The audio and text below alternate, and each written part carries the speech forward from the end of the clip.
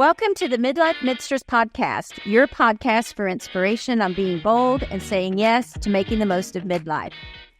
So, Michele, welcome. We have with us today my good friend, Michele Woodward, who's going to help guide us through a very interesting, I hope, conversation about a cultural moment that we're having. And what that is I think if you're, watching what's happening in the world today or in the United States today, there's really a conversation happening about womanhood. What does it really mean to be a woman? What is the purpose of a woman? And for our podcast, what is the purpose of being a midster woman, a middle-aged woman? And I think, Michele, you're going to have some great insights for us. And before we launch into that, tell us a little bit about what you do. I'm Michele Woodward, and I am 64 years old. Not ashamed to say how old I am. I'm an executive coach. I work with people all over the world. I worked with people on every continent except for Antarctica. So I'm very anxious to meet a research scientist or a penguin. Those are it could be either one of those. And just last week, I celebrated the 20th anniversary of incorporating my business. And I have to say, I was 44 when I started the business. I had no idea. I actually thought I would do it for a couple of years while my kids were young, and then I would come back to some big corporate job. But actually, it turned out to be something I'm so well suited to. I've just kept doing it for 20 years. So it's a wonderful job for me. So I'm hoping your coaching experience, you can help us sort of sort out, how does one find their purpose? And what role does society's expectations about what your purpose is or should be have on how you view yourself? So often we get very tactical when we think about meaning and purpose. And I'm looking at you, Carmen, because I know your work is all with tactics and strategy. And I think when you think about meaning and purpose, you need to go up to sort of geosynchronous orbit a little bit. You need to think about what is purpose. And after all these years of this work and all the people I worked with and everything that I've studied, I think every human being actually has the exact same purpose. I think we're all here to do good. And I think we find meaning in the way we decide to do good. So a kindergarten teacher could find meaning in doing good by working with those little rugrats, where a venture capitalist could actually find meaning in starting businesses or supporting a specific underserved group or, furthering technology. So I think the purpose is shared and the meaning is individual. And that's where you get tactical. Why do you think it is that there's so much attention paid to our culture to trying to define purpose for women? And by that, I mean, it kind of goes both ways, right? I mean, you have like this whole movement, women should be and do anything they want to be, and they shouldn't be confined to the home and hearth. And, and it's wrong to sort of view a woman as only a mother, right? But on the other hand, there are plenty of women as well as men who think a woman's primary purpose is to be a mother. What's behind all that? So it wasn't that long ago that we didn't have any options, that our purpose was defined and you really couldn't color outside the lines. Now we have options, and options can be a little bit overwhelming. And so we have also societal norms, which it's been in our lifetimes that women couldn't have credit cards, they couldn't own property unless they were a widow, all the prescriptions that we had. And so it's just been, let's just say the last, 55, 60 years, right? That women have had a plethora of options, and sometimes that can be a little overwhelming. And so I think what's happening now is people are exerting their options, and people are like, wow, whoa, I didn't know we had that option. I didn't know we could be. I went to high school with a woman who is an astronaut, and she actually went up to the space station for 6 months, and they launched her the day before she turned 50 years old. And I said to her, what do you mean they let old women into space? And I can't say what she responded because it's a swear word, but yeah, so my mother's generation, our mother's generation had no idea, one, that astronauts would exist, but that someone their daughters knew would be an astronaut. The thing that's interesting about that, though, is you would think that because there's more opportunity for women, that people would kind of get behind that. What I find fascinating is that there are even women that don't get behind that, to say nothing of the men who can't get behind that. Have you ever considered that there's no female equivalent to the word provider? So women say all the time, oh, John is such a great provider, or, I'm so happy I'm married to a great provider. But I think it's like 40% of women today are the primary breadwinners in their home. And I have never heard a man say, I'm so proud of my wife, she's a great provider. So I think we've made a lot of progress in the world, but I don't think that we consider women as providers in the same way we consider men as providers.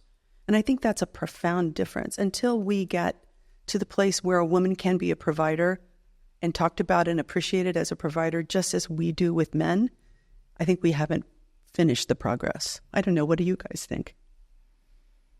Oh, I think this is a super complicated subject. And in my own life, my mother actually was the first in her family to finish college and was actually went to night law school when I was a kid, and then ended her career as the chief judge of the bankruptcy court.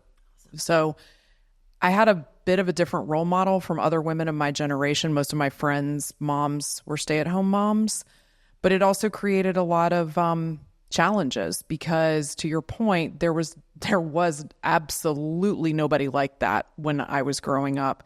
And then for me, my husband and I have had a very egalitarian marriage where we've sort of hopscotched who makes more money and who's kind of the quote, the provider. But it's really interesting that you say that, because there have been times when I've actually said to him, you're such a great provider. And he's never said that to me. And it doesn't mean he doesn't respect what I do. As a matter of fact, he respects what I do a lot. But I never think of myself that way particularly. And I don't think he would define me as that way. And it's super complicated, and it's even super fraught to talk about, honestly. And actually, my mother was an equal provider to my father. And at times, my father's 13 years older. My mom has been the primary provider for them in the later years because they were much younger. I've never heard my dad actually say you're a great provider, but it is known that she is a huge contributor in that way. But I do think most men look at, if they're going to compliment their wife, it is about the way they mother. It is the way they parent. It is the way they nurture, the way they love. I don't think they do look at it as provider or career as much, but that's changing. I think that's changing a lot. Yeah. Can I add one? I want to add one thing about that. I will say that I feel very strongly that because of the way the financial piece of it and the equality around my career and my husband's career, I think it's made for a much more egalitarian marriage. Right. And that part has been fantastic, at least for me. And I actually think it's great for him too. I think the younger generation, I would say people under 40 are navigating this in a completely different way. Totally different. And I see a lot more tag teaming in spouses and partners. And I think that that's very healthy. It's very healthy for families. It's very healthy if you're like killing it in your job and you want to take a sabbatical for a year and be an at-home parent, regardless of your gender or whatever, that you can be in a partnership that allows that. I think that's fantastic. Yeah. It's ironic because my mother's parents were sharecroppers in West Texas. And the irony of that situation was that because they lived so close to the poverty line, they were absolutely equal partners, because literally if you weren't, you might starve. And so it was an interesting construct, because my mother would always say to me when I was growing up, I grew up in Middle Georgia, and we'd talk about stay-at-home moms, and my mother was like, you do realize that stay-at-home motherhood is a luxury for the rich and the white. And my mother's white. My mother has blonde hair and green eyes, but she was always very clear that that concept was actually not for everybody and never had been, because Black women always worked and poor women always worked. And Latinos. And yes, I'm Latino. So, and poor Latino women also always worked. And so I think in my family, there was a very, very strident feminism, and that has absolutely paid off in my marriage, because my husband's very respectful of the work that I do and always has been, and also contributed very much. I mean, he was the primary parent in a lot of ways when my kids were growing up, and reflect a lot more what I see from like my daughter and her friends than what I saw among my own peers. I kind of felt like a weirdo when I was rearing children. It's interesting. You kind of started the conversation talking about doing good and purpose. And you mentioned the kindergarten teacher, and then you mentioned the venture capitalist, both career-oriented to the perspective of you said it, the way you said it. I'm a nurse, and I do feel that I do good through my career, but I find my purpose and my good of doing not even connected to my career. So I think, there's a large landscape there of where people find their purpose and how they find that. Right. And it may not general. It could be through your avocation versus your vocation. And I think especially in your third act, and as a lot of people are contemplating retirement or what do you do and how do you, quote unquote, fill the time, thinking about how can I be of service today? How can I serve my people, my community, my the causes I care about, and rather than just, sitting back and waiting for your grandchildren, to really go out there and say, how do I make a difference? What can I do? I think I notice with younger people, so like my daughter's generation, it's almost the opposite. Like they are so focused on whatever they're doing for their career has to be something that they feel really strongly about. I was very lucky because I got into law because I thought law would be interesting. But I got into prosecution because I did find it had meaning and it had a purpose that I felt good about. But I think that was kind of an accident. Yeah. I could easily have been a corporate lawyer and made a lot of money, but been miserable. But these young people, and especially the young women, they want it all, but not in the way that I did. For me, it was I have to be both a mother and a professional, right? And have that all. They want a job or a career that combines the meaning and the purpose, as you said before. It's interesting because our children's generation, they're a reaction to us as we were a reaction to our parents. It's just the echoes of generations. But they saw us killing ourselves, in the whole sort of greed is good, Gordon Gekko situation. And a lot of us lost our jobs in successive recessions, which is a hard phrase to say. Successive recessions. Got it. But they saw people who missed birthdays, they missed parties, they missed anniversaries. They couldn't come to the soccer practice or the soccer game or whatever. And they saw that and they're like, don't want that for my life. Whereas for, I believe, our generation, that was the norm. And you actually were driven to put your work first. And what I see in coaching, and when I come into organizations and I do team coaching, is that the boomers or the older Gen Xers who run the place are like, what's up with these kids? They want to finish at 5. They don't want to go the extra mile. And I'm like, no, they saw their parents go the extra mile for no reward. And so they're not going to do it. Yeah. And, we used to pay lip service. I mean, our generation, lip service to work-life balance, but really you were expected to work on the weekends, or especially if you're an attorney, and you've got to work on the weekends, you've got to pull a double shift or whatever you've got to do. And these kids, especially I would say our under 40s, are that doesn't work for us. I think our children's generation have a very rational response to work in the following way, because I've worked in organizations where people are like, oh, these Gen Zers and these, millennials, they don't work. And I'm like, you know what? We were the suckers because our parents' generation had, to a degree, employment for life. And there was a degree of loyalty from corporations or law firms or whatever. You started somewhere, you stayed for 40 years, you got to go watch at the end of it in a nice retirement. And our kids realized that's not happening for them. And we sort of were the suckers who kind of went along with that. And then you realize corporations not watching out for you. I think it's a perfectly rational response on their part. I think the other thing that is, tipped OKRs, right? But most organizations now are looking at what's your output? Are you hitting the goals? It's less about how many hours is your butt in the seat.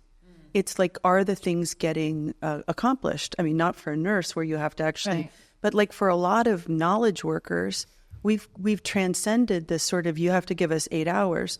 I always say to the people I coach, if somebody can give you quality product in 6 hours that would take somebody else 20 hours, let them go. Let them do their time, does right? matter. And so these young people too are like, tell me specifically what you want me to do. I will deliver that, and then I'm going surfing.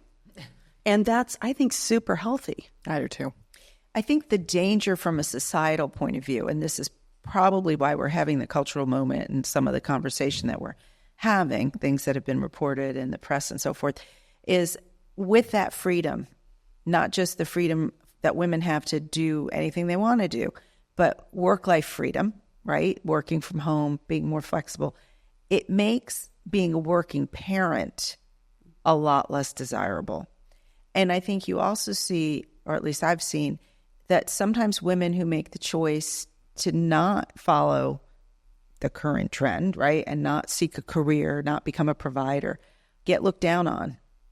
And, you know, I think it's kind of sad that we as women can't support each other in whatever choice we make. But it's like we move forward, or if you're staying behind, there's something wrong with you. I don't know. Maybe I'm the only one that perceives that. I feel that way. Yeah. Yeah. I don't know what we do about that and how we support people that make different decisions than we do. Am I the only divorced person in the room? Are you? You too? Okay. Hello, sister. I found that when I got divorced, it was really interesting. It was an interesting cultural moment too, because somehow some people that I knew perceived me as a threat, not because I was after their husbands, because that's not me, and I'm a friend of marriage, and I'll be a friend of your marriage and everybody's marriage. But what I think it was a threat to the concept of marriage and the things that we accommodate when we are married. Long marriages have a lot of iterations and a lot of ebb and flow. And I think for some people, in my experience, the idea that I was unpartnered and actually in no hurry to get partnered and actually created a pretty fabulous life unpartnered was staggering, and maybe made them a little more introspective than they cared to be. And so for me, like, you know, with the thing, the childless cat ladies, you know, kind of aren't contributing to society. I think that there's sort of that, again, a macro consideration, which is, what is it like to have a huge quadrant of women who don't have space for a man in their life? And it's not that they have space for a woman in their life, which is fine too. I mean, absolutely fine. They're just absolutely contented as a single person with, like for me, I have a great circle of friends. I don't care if I ever get married again. It's not even on my radar screen because I have a fabulous life. You know, it's interesting because one of the biggest influences on me growing up was my aunt, my father's oldest sister, who never married by choice. And I will say that there was a point I said something to my father about it's really my aunt, I have to say, was a little homely looking. And I made a comment that, you know, nobody asked her to get married. And my father's like, what are you talking about? She turned down 3 proposals. She did not want to be married. And it was because in her moment, in her culture, at the time that she was a young woman, she was born in 1910. Wow. It's a long time ago. If you were a woman, you were completely subservient to a man. And I will say that my grandparents' marriage was a very traditional immigrant turn of the century. My grandfather was sometimes a bully. And I think she saw that and decided she didn't want any of it. So she always had her own career, and she lived a fabulous life. And I can remember growing up, all the invective and criticism that was directed her way from the other women in the family, you know. And I took something completely different from that, which is, wow, like she travels all over the world. That is so cool. For her to be so strong to be able to embrace that self-identity that was important to her and not let how other people perceive how women's identity should be by being married and having children, I think it's beautiful, especially at that time in life. Today it is, you do find a lot of women that feel independent and their self-identity is not wrapped up in another man or raising kids. I don't know that was so prevalent, like when and you've talked about your aunt before, but that was now, not that it is very well accepted. And I even admire people that go out on their own and do exactly what they want. But I don't know, like you're saying, women at that age, she probably did not have a circle of cheerleaders as women do today. They're empowered. And we probably didn't hear about a lot of these women either. So I think that maybe in the 1910s and 20s and, these women existed. You only get pieces of their stories by sharing them or going and, visiting Edith Wharton's house and learning about women who were trailblazers in other ways, but they weren't the norm. And maybe, that's an excellent point, because who controlled how movies were made, or how the olden days, like how radio shows were made, and who wrote them?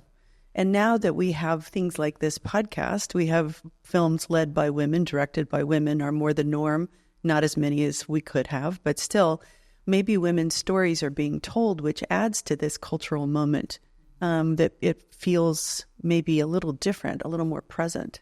Because all women matter. It's interesting when you said that the women in the family were not supportive, because I think all of us, to a degree, when somebody makes a different choice from you, there is an element of you have to make a decision about whether or not you're going to criticize that choice because it's different from yours. And I mean, I think that's pretty common. And I think even now, I think about my choices, and I'm thrilled that I had children, and I'm thrilled that I got married.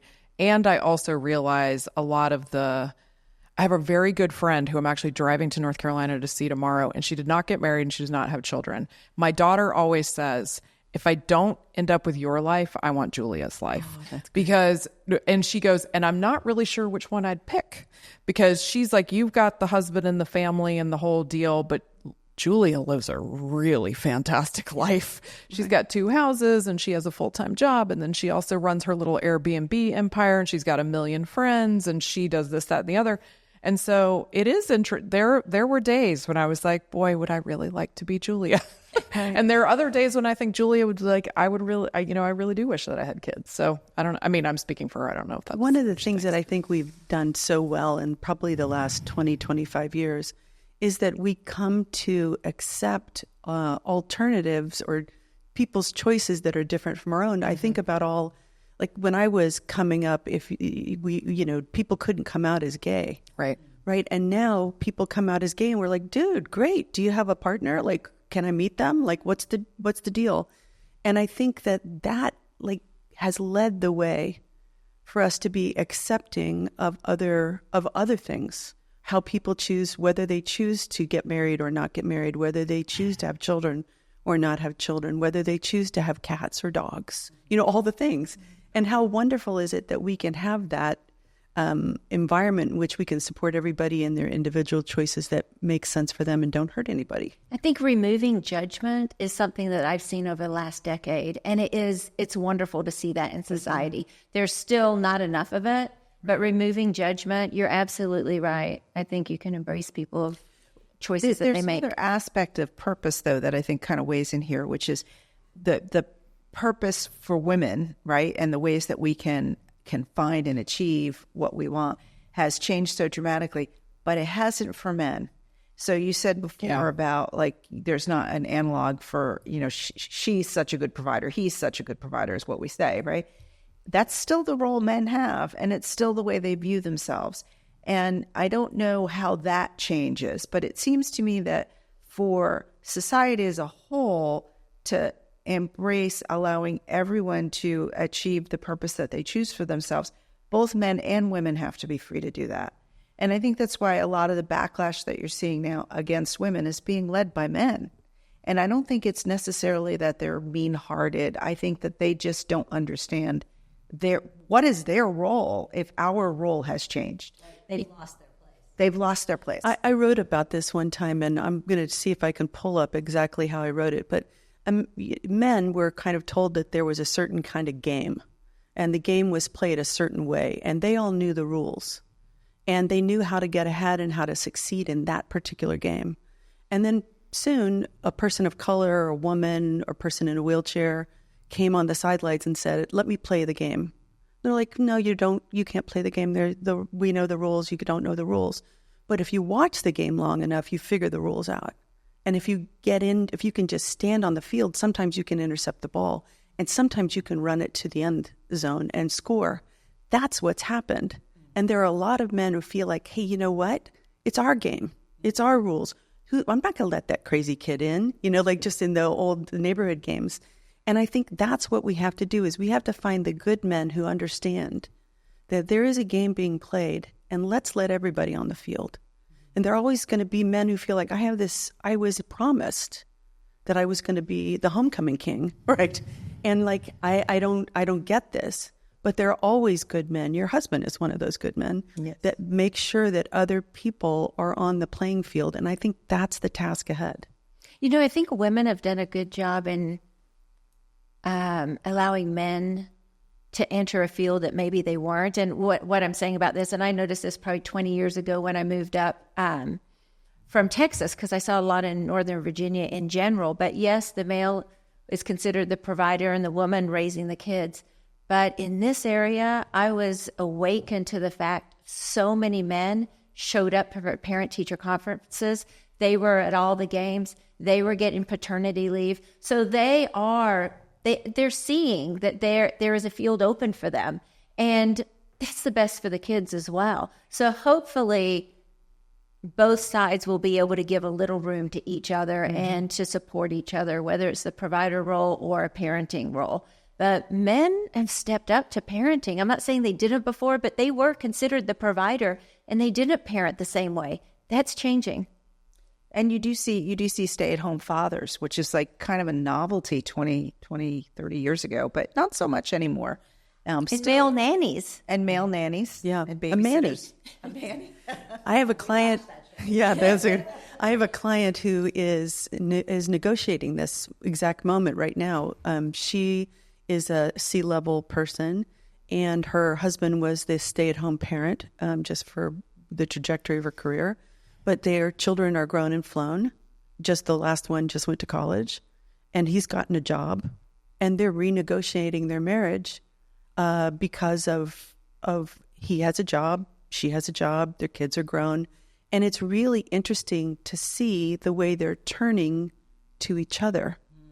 There could be a moment where they turned away, right? But they're really consciously turning towards each other, and it's really lovely. She's getting space in her career. She never felt like if she was in a bad job, she couldn't quit because her whole family relied on her. Now she's seeing this space that maybe she could do something else. It's really lovely. You know, I had the pleasure a few years ago and this is kind of another piece of sort of purpose and choice beyond the male and female role, but marriage and what it is. And I was in my church. We had briefly had a marriage enrichment ministry that was run by a particular priest who has since moved on. So it kind of moved on with him, unfortunately, because I thought it was actually really great. But we had a day-long retreat, and he invited this woman in, and she does a lot of writing and research and sort of thinking around the area of marriage and what marriage is. And she said, you know, and mind you, she's a priest. So like there is a religious part of marriage, which undeniably, you know, it's a bond, right? It's a sacrament. But she said, you know, you can't walk away from the fact that marriage started out as a commercial transaction, right? I mean, a man would buy the wife to bring her in because he needed to make children to pass on his property, his cattle, whatever it is that he had. And for women, it was a security and safety thing because as a woman alone, when you couldn't have a job and you couldn't own property and you couldn't have a credit card, you know, going all the way back up until from the beginning of history up until like the 1970s, for a woman, marriage was security and the only way that you could get it. But those twin pillars don't exist anymore. A man doesn't really need to necessarily pass things on to children to be able to have a purpose. And a woman doesn't need to have safety and security through marriage. So what is marriage? And, you know, she sort of posited it as marriage really, modern marriage is really about a mutually supportive environment in which both individual parties through the marriage can find their own personal but also collective purpose. Yeah. Which I thought was just a beautiful thought. I have a friend from college, Mark, and Mark said that he didn't know he was gay until he was like 27. I said, oh, honey, I knew you were gay at 18. Come on. But he has his partner, his husband is named Jim. And I said, what made you guys decide to get married? And he said, we both decided we needed to have someone with us at the end of our life. Mm-hmm. And I actually thought that was one of the most romantic, loving, like, I'm here with you to the end.